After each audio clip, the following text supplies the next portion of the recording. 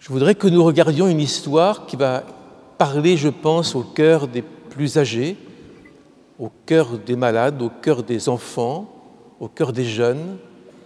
Je voudrais regarder dans le 2e livre des Rois, au chapitre 5. 2e livre des Rois. On ne dira pas tout, c'est une grande histoire, tellement palpitante que on pourrait se demander si ce n'est pas une histoire du Nouveau Testament, tellement c'est riche et c'est beau et voilà, ça nous entraîne. 2 Rois, chapitre 5. Naaman, chef de l'armée du roi de Syrie, jouissait de la faveur de son maître et d'une grande considération, car c'était par lui que l'Éternel avait délivré les Syriens. Mais cet homme était fort et vaillant, était lépreux. Or, les Syriens étaient sortis par troupes et ils avaient emmené captive une jeune petite fille du pays d'Israël qui était au service de la femme de Naaman. Et elle dit à sa maîtresse: « Oh, si mon Seigneur était auprès du prophète qui est à Samarie, le prophète le guérirait de sa lèpre. » Naaman alla dire à son maître: « La jeune fille de ce pays d'Israël a parlé de telle et telle manière. » Et le roi de Syrie dit: « Va, rends-toi à Samarie, et j'enverrai une lettre au roi d'Israël. » Il partit, prenant avec lui 10 talents d'argent, 6000 cycles d'or, une fortune, et 10 vêtements de rechange. Et il porta au roi d'Israël la lettre où il était dit: « Maintenant, quand cette lettre te sera parvenue, tu sauras que je t'envoie Naaman, mon serviteur, afin que tu le guérisses de sa lèpre. » Et après avoir lu cette lettre, la lettre, le roi d'Israël déchira ses vêtements et dit: « Suis-je Dieu, un Dieu pour faire mourir ou pour faire vivre, qu'il s'adresse à moi afin que je le guérisse ?» Ouais, c'est comme si qu'il cherchait une histoire.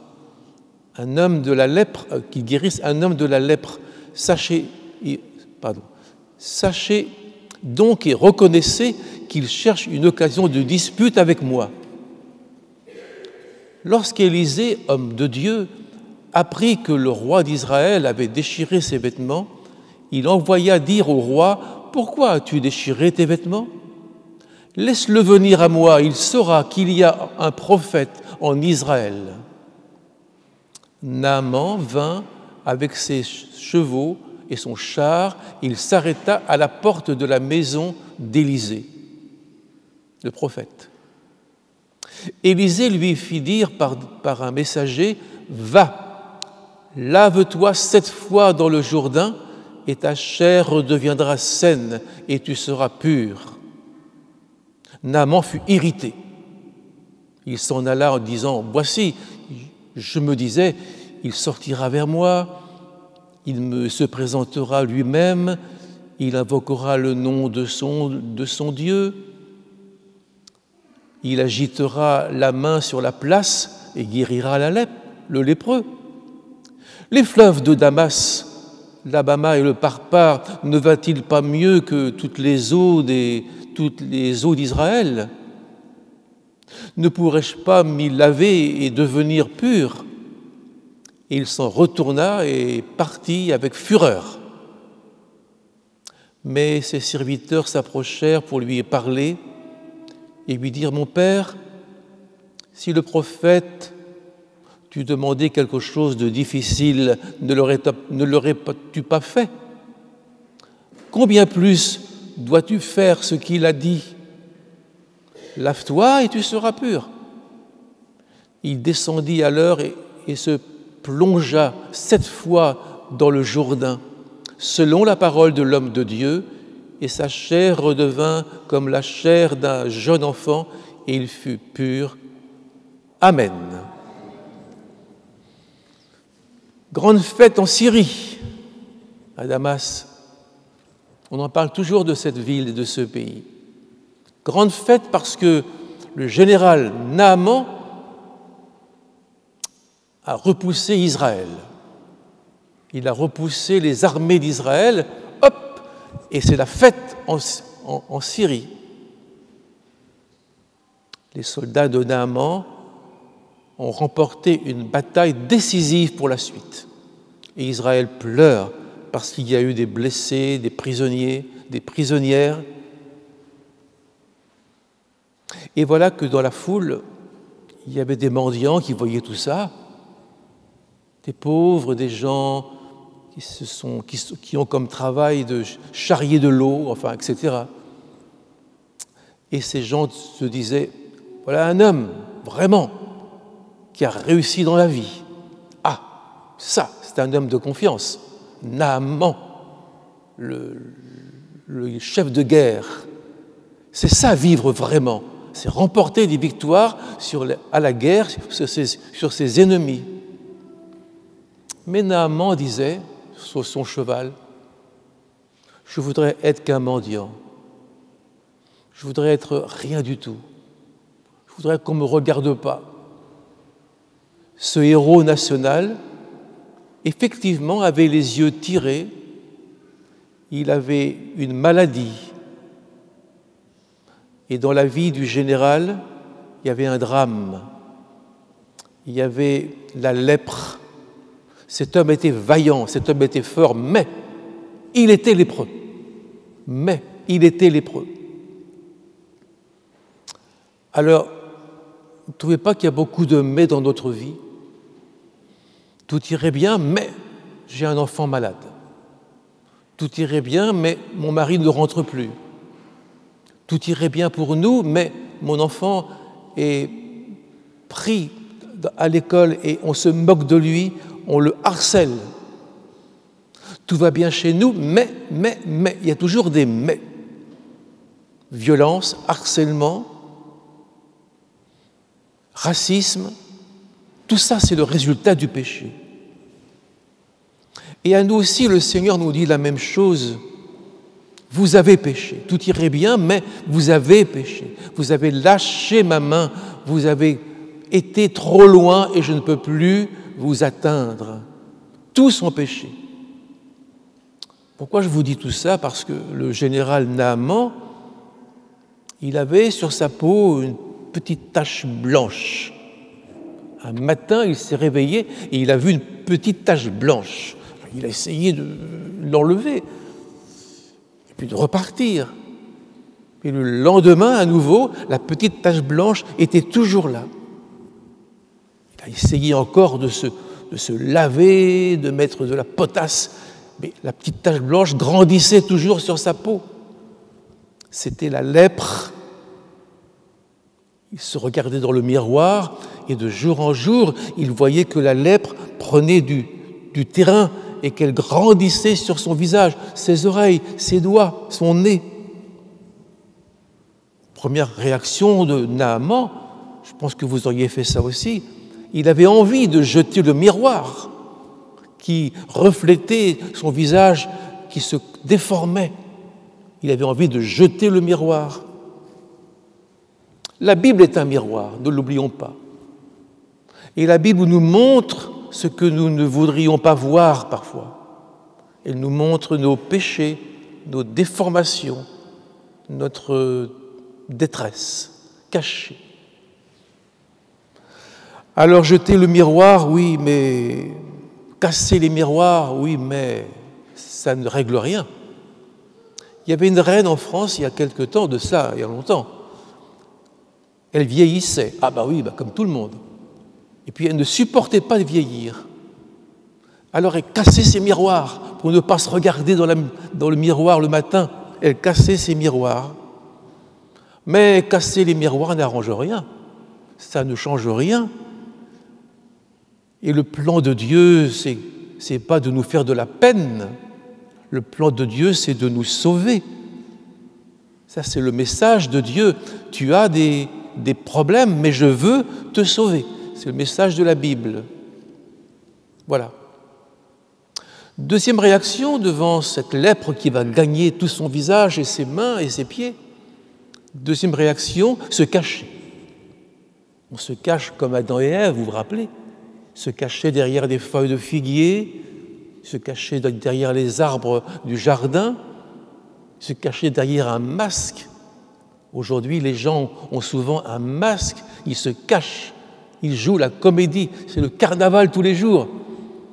Ils font semblant que tout va bien, mais rien ne va, parce qu'un enfant peut-être est malade, l'épouse est partie, le mari est parti, alors rien ne va. La vie de Naaman, je pourrais la résumer en 2 mots, mais pécheur. Il y avait des péchés en nous, en lui. Il y a des péchés, c'est-à-dire on n'a pas réussi à aller au cœur de la vie. On vivote, on ne sait pas où on va, on est triste, on est violent, on boit, on fume, on mange. Mais on a manqué la cible, on a manqué le rendez-vous avec Dieu qui peut tout changer.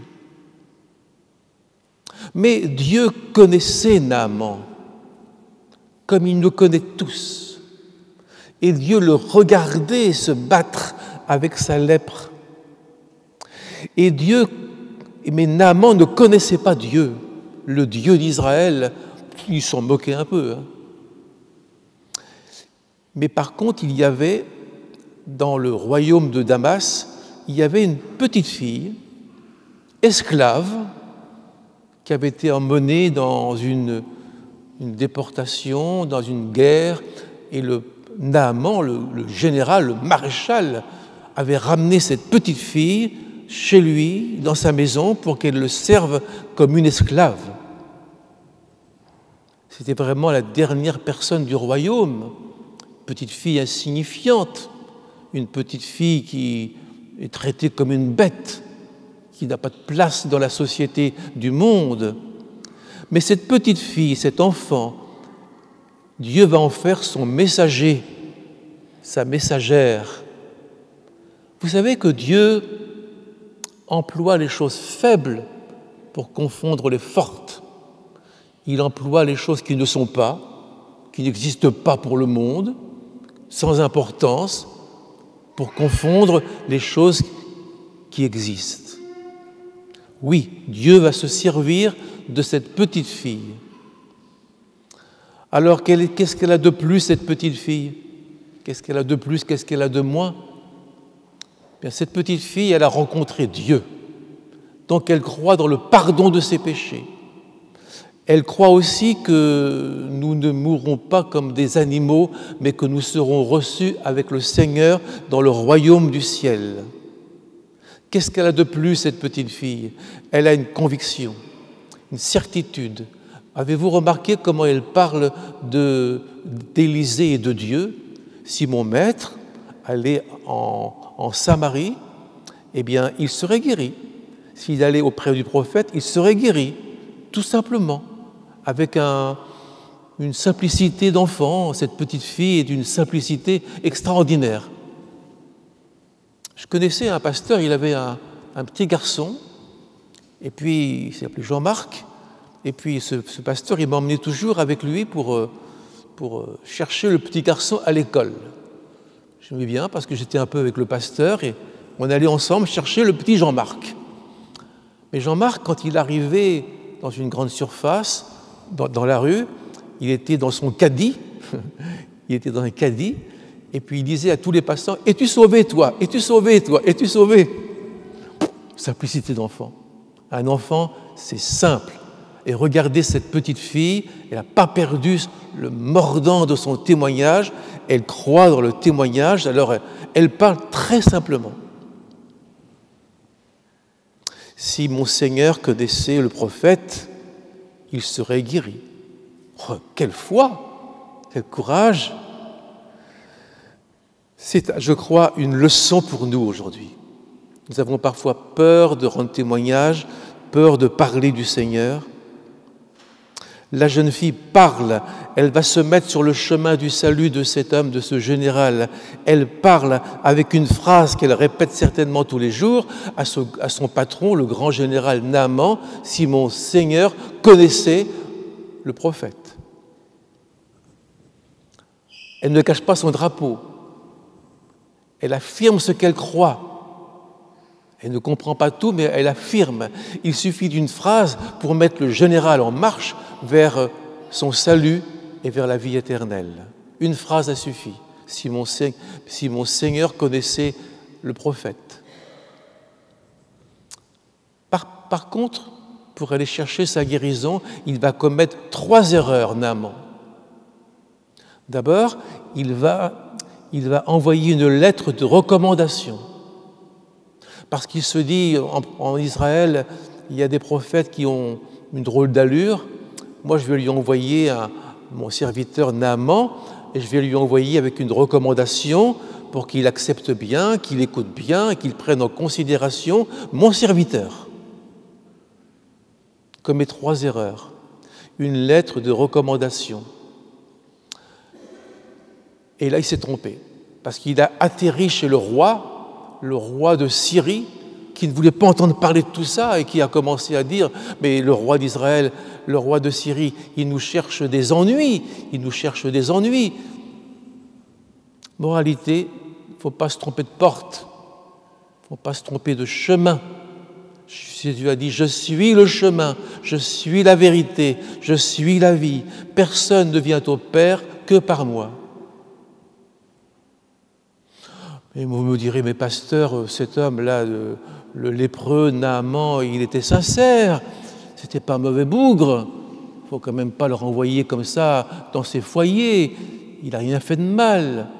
Non, il s'est trompé de chemin seulement, il s'est trompé de porte. Au lieu d'aller vers le prophète d'Israël, Élisée, il est allé vers le roi, qui n'était pas très chrétien.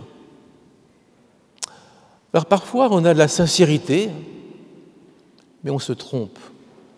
La sincérité n'est pas toujours un signe de vérité. Une fois, j'étais dans le train, et le train était prêt à partir, et tout à coup, j'ai réalisé que je me suis trompé de train. J'ai juste eu le temps de descendre du train et de courir un petit peu plus loin et de monter dans le vrai train. Je n'ai pas dit au chef de gare, mais vous savez, je suis sincère, il n'y aura pas de problème. Le train va me conduire au bon endroit puisque je suis sincère. Être sincère, ça ne suffit pas. Être sincère, parfois c'est de l'obstination. Donc il se trompe de train, il se trompe. Eh bien, je voudrais aussi vous dire aujourd'hui, ne vous trompez pas de porte. N'allez pas chercher la vérité ou la guérison ou le salut là où elles ne sont pas. Soyez très prudents, car aujourd'hui, il y a des faux prophètes et des faux dieux. Et puis, une autre erreur, il a voulu payer le prophète qui allait guérir son serviteur Naaman. Il a voulu le payer avec une immense fortune. Il a voulu le payer, mais le prophète a dit non, ça ne m'intéresse pas. Je sers le Seigneur, je sers mon Seigneur Élisée, je sers Dieu, je ne veux pas de ta fortune, je ne veux pas de ton argent. Eh bien, je crois que ça, c'est aussi une erreur de vouloir payer Dieu quelque part. Et j'aimerais vous dire que Dieu ne s'achète pas avec des mérites, Dieu ne s'achète pas avec une bonne recommandation. Dieu se donne gratuitement. Il y avait en Israël, au temps des apôtres, il y avait un homme qui était très riche et qui avait dit, il s'appelait Simon, et il avait dit, moi j'aimerais avoir un don de guérison. J'aimerais avoir un don comme les apôtres, pour que quand j'impose les mains, les gens soient guéris. Je voudrais un don.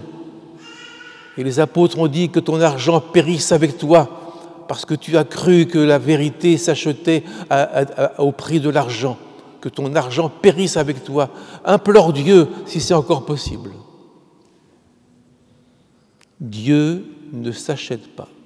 Ce n'est pas par des richesses que vous avez été sauvés de la vaine manière de vivre mais c'est par le précieux sang de Jésus comme d'un agneau sans défaut et sans tache. Troisième erreur de ce prophète, de ce Naaman. Troisième erreur, il est orgueilleux. C'est un général, hein. Il est orgueilleux. Il est habitué à donner des ordres. Toi, va là-bas. Oui, il y va. Toi, fais ceci. Il le fait.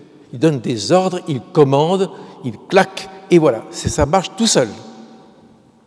Et puis, quand il a vu le prophète qui allait le guérir, il a commencé à donner des ordres.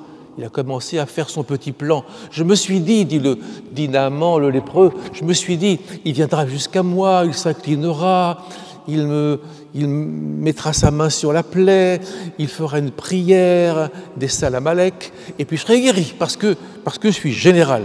Et quand il verra mon képi avec 4 étoiles, tout de suite, ça marchera tout seul. Eh bien non, ça n'a pas marché comme ça. Et j'aimerais vous dire que le général qui avait pourtant beaucoup d'étoiles et de diplômes, le prophète lui a dit « Va te plonger dans le Jourdain ». Oh là là, un général qui va plonger dans le Jourdain, dans cette eau boueuse, dans ce caniveau qui n'a rien d'attrayant, alors que c'est un général, alors là il prend mal, ça c'est très mal pris. Dieu le brise. Dieu le tient dans sa main et il nous dit « Tu dois accepter la vérité. Tu dois accepter parce que ça ne peut pas être autrement. Avec le Seigneur, ce n'est pas toi qui commandes. » Dieu n'a pas guéri un général. Dieu a guéri un homme, un lépreux. Pas pareil. Il n'a pas besoin de ses galons, il n'a pas besoin de toute sa prestance, parce que le salut, c'est une grâce. Et une grâce, ça veut dire une faveur imméritée. Il ne mérite pas. Personne ne mérite. C'est une grâce que Dieu nous fait. Le Seigneur nous fait grâce. Si Dieu nous sauve, ce n'est pas à cause de nous, c'est à cause de lui, parce qu'il a demandé à son Père de nous sauver. Sans diplôme, sans rien. Il faut simplement que nous sachions que nous sommes perdus et qu'on a besoin du Seigneur. Alors Naaman n'est pas brisé. Naaman n'est pas brisé, il résiste au prophète. Mais Dieu résiste aux orgueilleux et il fait grâce aux humbles. Il y a des gens qui n'ont jamais voulu céder devant Dieu. Ils résistent. Enfin, il va se plonger dans le Jourdain. Et là, il dira une phrase de mépris. « Oh, le Jourdain, ce caniveau. Est-ce que les fleuves de Syrie, avec l'eau fraîche qui court dans les montagnes, est-ce que les fleuves de Syrie ne sont pas meilleurs que les ruisseaux d'Israël ?» Le mépris de l'antisémitisme, le mépris du peuple juif, le mépris des paroles de Dieu, le mépris des paroles de la vie éternelle. Vous suivez ? Ça paraît trop simple. Et peut-être que ce général a dû se dire dans son cœur, hop, trop simple. Moi, j'aime bien ce qui est compliqué, ce qui est mathématique, et ce qui est grammaire est très compliqué. Ça m'intéresse. Ça, c'est sérieux. Mais se plonger dans le Jourdain, ça paraît pas sérieux.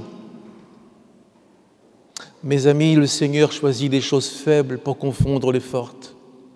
Et le Seigneur a dit, trempe-toi dans le Jourdain 7 fois, pas 6 fois. Mais pourquoi 7 fois? Pourquoi pas seulement une fois? Parce que c'est Dieu qui l'a dit. Voilà, c'est tout.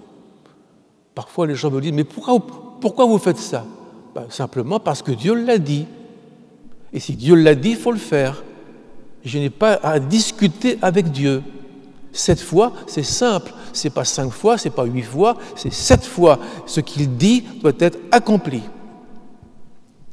Naaman ne peut pas croire que le salut tienne à ce geste, se tremper dans le Jourdain. On ne peut pas le croire. Ça paraît enfantin, puéril, insensé. Ça n'a pas de sens, tout ça.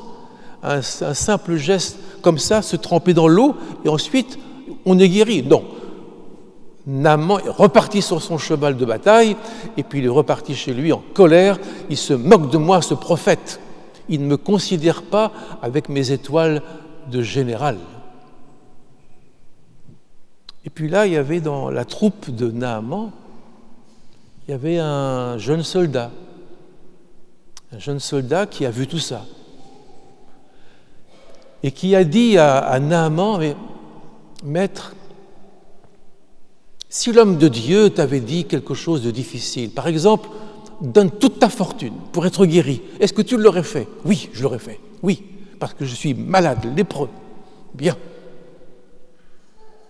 Si le général t'avait dit, donne-moi toutes tes étoiles de général et ta retraite de général, est-ce que tu l'aurais fait? Oui, je l'aurais fait parce que je veux être guéri de ma lèpre. Si l'homme de Dieu t'avait dit quelque chose de ridicule, d'absurde, d'impossible, qui va te ridiculiser aux yeux de ton armée, est-ce que tu l'aurais fait? Oui, je l'aurais fait, parce que je veux guérir de ma lèpre. Alors le petit soldat a dit à ce chef de l'armée de Syrie, c'est prestigieux quand même, alors le prophète te demande des choses impossibles, ne te demande pas des choses impossibles, ce qu'il te demande c'est possible et tu ne veux pas le faire. Alors que tu serais prêt à faire des choses impossibles. Pourquoi tu ne fais pas ce qu'il te demande? Le général Naaman a entendu ça. Et de la part de son jeune soldat, ça a été une claque pour le général. Il a dit, mais c'est vrai, il me demande presque rien. Tremper dans l'eau, qu'est-ce que c'est? C'est rien. Plouf, plouf, plouf. Et il me promet que je serai guéri. Le général a dit, d'accord. Il s'est trempé dans l'eau une fois. Il n'était pas guéri, évidemment. 2 fois, il n'était pas guéri. Oh, de quoi il a l'air? Devant son armée, 3 fois, il n'était pas guéri encore. 6 fois, oh, jusqu'où je vais aller? Je finis par être ridicule. 7 fois, il est guéri. Parce que c'est 7, c'est pas 6, c'est pas 8.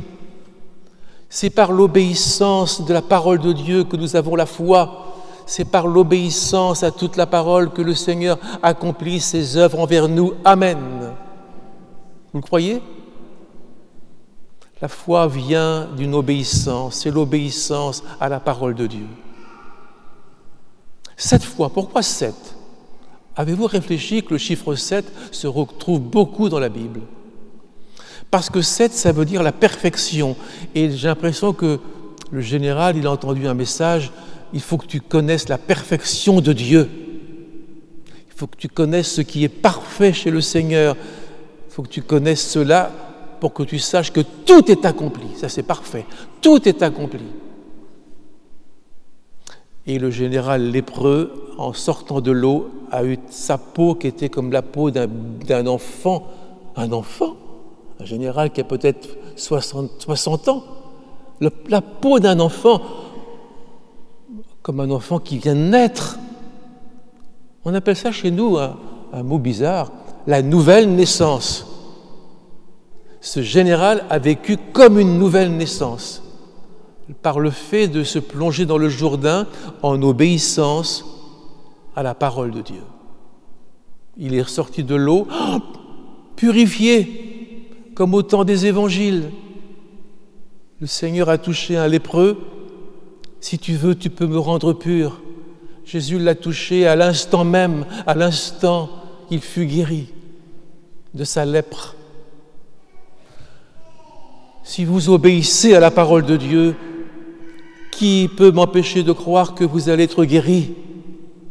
Vous êtes dans le droit fil, vous êtes dans la volonté de Dieu.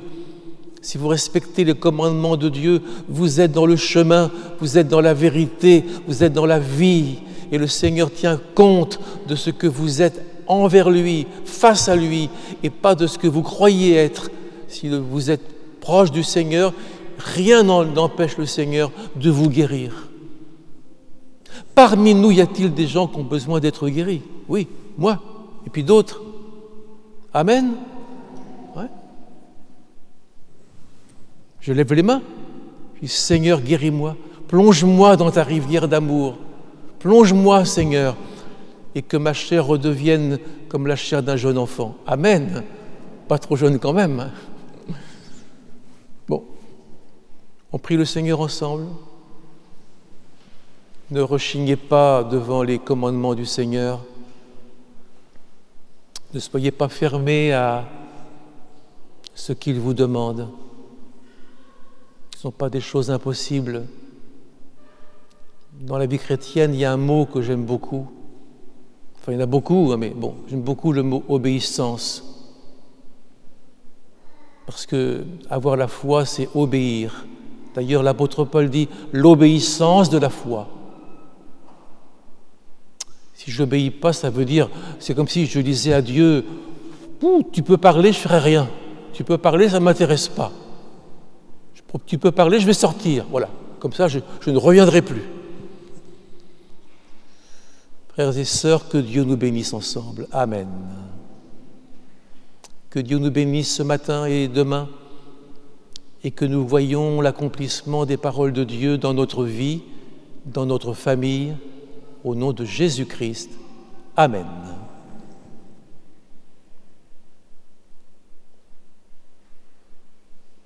Plonge-toi dans ma rivière d'amour. Plonge-toi dans le mystère de la croix. Plonge-toi dans le souffle puissant de la résurrection. Nous voulons obéir, Seigneur, ne pas nous laisser impressionner. Nous voulons faire ce que tu dis. Nous voulons confesser nos péchés, nos lourdeurs, nos désobéissances, parce que tu es là au milieu de nous et parce que tu viens bientôt. Que tes paroles nous servent aujourd'hui d'exemple, que tes paroles s'inscrivent profondément dans notre vie chrétienne pour que nous mettions notre plaisir à t'obéir. Amen. Amen.